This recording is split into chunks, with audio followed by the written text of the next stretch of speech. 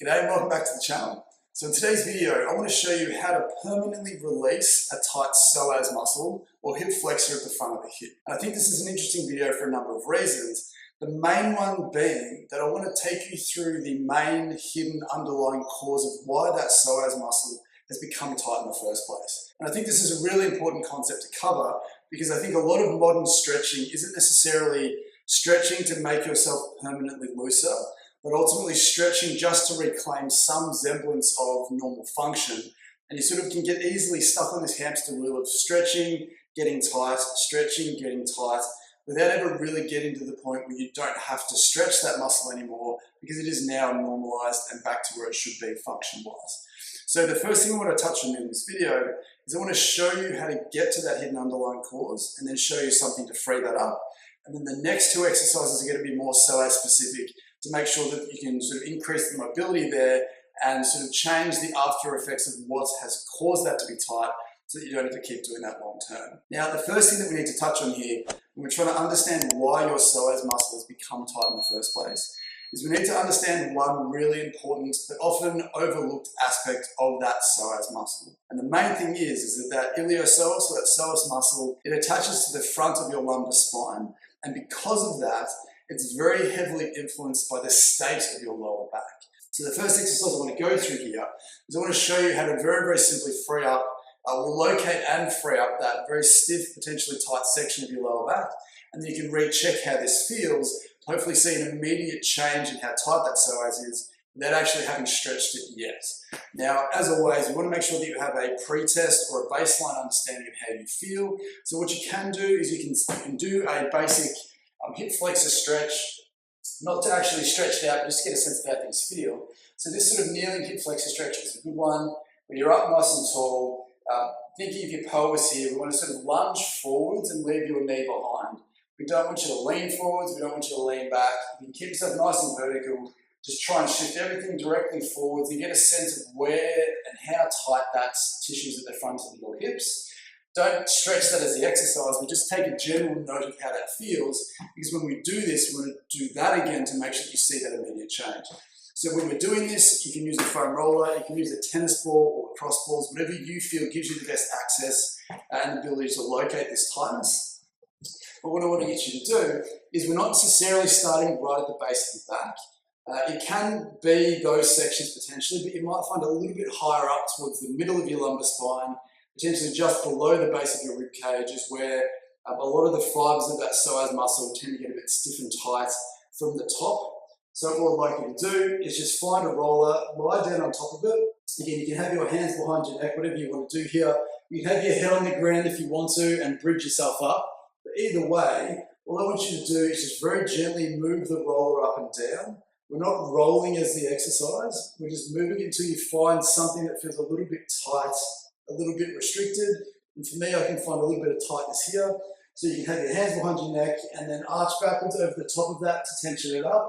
Or you can bridge up if you want to and then gently drop your pelvis down to find whichever version of this feels the most comfortable for you. What I'll also get you to do is make sure that you gently twist from one side to the other. So not all the way onto your side, but just a little bit from one side to the other, just to see if one joint feels a little bit stiffer than the other, because that's obviously very important when we're trying to specifically target where that restriction is. And then once you've found a spot that feels a little bit stiff, all I want you to do is take a deep breath in, and then sigh on the way out. Just let that tissue give. We want to hang out here for a minute, 2 minutes, 3 minutes, whatever you feel comfortable. Get you to the point where this soft tissue, the muscle tissue starts to release a little bit, but also that the underlying stiffness in these joints is starting to be reduced at the same time. Once you've had enough of this and you feel like maybe it's freed up a little bit, then just move the roller down a little bit lower, go hunting for the next spot that you feel is restricted. And remember, we're not necessarily looking for pain here. We're looking for areas that feel stiff, tight, potentially tender. Unless you have existing low back pain, it's unlikely that these areas are going to scream out at you from a pain perspective. But we need to make sure you're looking for areas that feel stiff and tight, because that's where the handbrake is, causing it to stay tight, ask it to consistently stay tight. And once you've done that, once you've spent 5, maybe 10 minutes doing that, we can immediately get back into that high kneeling lunging position and then do the same thing again So for me, I automatically feel like there's a little bit more mobility in there than I had before. There's still some awareness of tightness here, but hopefully, as you can see, it feels like it's now moving a lot further than it was before. So please don't take my word for that, because it's very easy for me to say wonderful things when doing this exercise. But what I want you to do is to make sure that you test it, do the exercise, retest it again, and you'll hopefully be pleasantly surprised at how much of your psoas tightness is related to some of that hidden low back restriction that you may not have even known was there.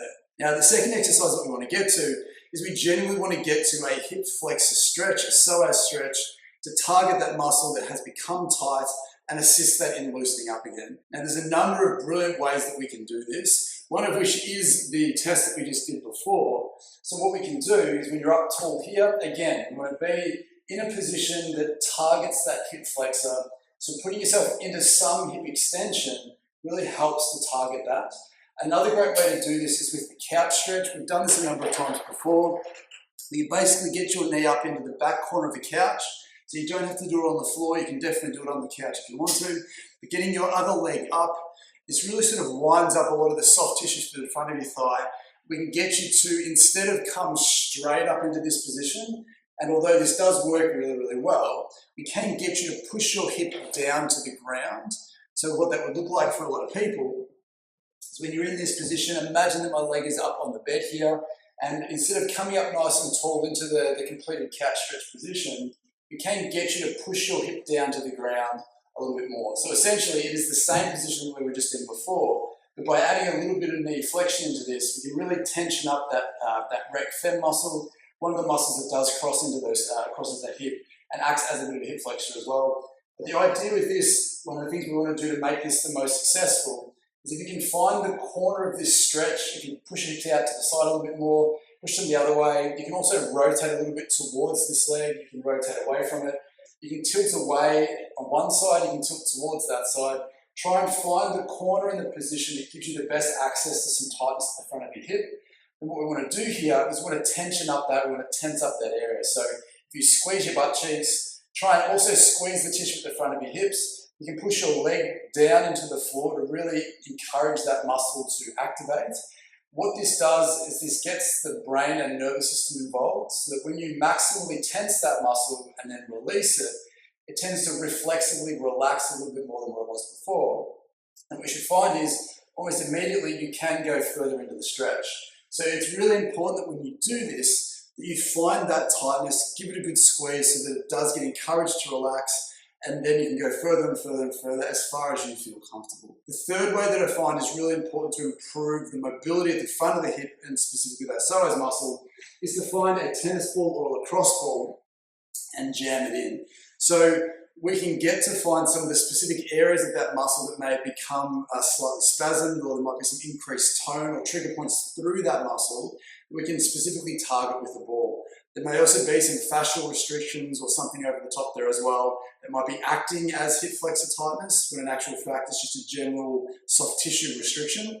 We can plow through a lot of that stuff with the ball. So a great way to find this is if you can find your hip bone at the front, place the ball on that hip bone but come inwards a little bit, so not into the groin or the lower belly, but just off from that part of the hip as well, and then just gently lie down on top of it. Now, all we want to get you to do here, and you'll hopefully find this very quickly, is when you're right next to the hip bone, if you can let the ball roll up a little bit towards your abdomen, you'll find there's a bunch of tightness here that you didn't realize was there. And if you come a little bit below that hip bone, you'll find even more tightness that you may not have realized was there. So again, we can get you to stay here for 1 to 2 minutes and just let the ball gently press in, get that tight restricted tissue to reflexively relax. Or also, we can get you to tense that tissue, so you can squeeze the tissue underneath the ball, squeeze your butt cheek, tense everything up, hold that for 5 seconds. Again, when you release that, you might then find that the ball sinks in a little bit deeper, it's not as tender, and ultimately it's a little bit looser now than what it was before. Same thing again, you can move up a little bit, you can move down a little bit, go hunting for where you find the main areas of tightness may be, scour through that, try and find where that could be. The other way that we can do this is once you've found an area that does feel restricted, we can use movement to shear that tissue free. So one of the active release techniques we can do is if you bend your knee, just very, very gently lift your knee off the ground, provided you don't feel like your back or your hamstring or your glutes are going to cramp up. This is a really nice way to find some of that tightness, pin it down, and then use movement to shear that tissue free. You can also go from side to side depending on where you feel gives you the best access to some of that tightness. I prefer to be up on my hands because, again, in relative extension, I'm over tensioning that psoas muscle more so than it would be if I was lying flat on my belly. You can come up as far as you feel comfortable, tension it up as much as you feel comfortable, and find the angles that you feel expose that tightness and give you the best chance to free that up as much as possible. Now, what you hopefully find is, once you come back to your original test, you should automatically feel now, so for me, I'm only starting to feel a little bit tight here now. And this is really important because it was generally tight sort of here to begin with. I freed my back up, it went a lot further, but it had some sort of feeling of a handbrake on at the front there.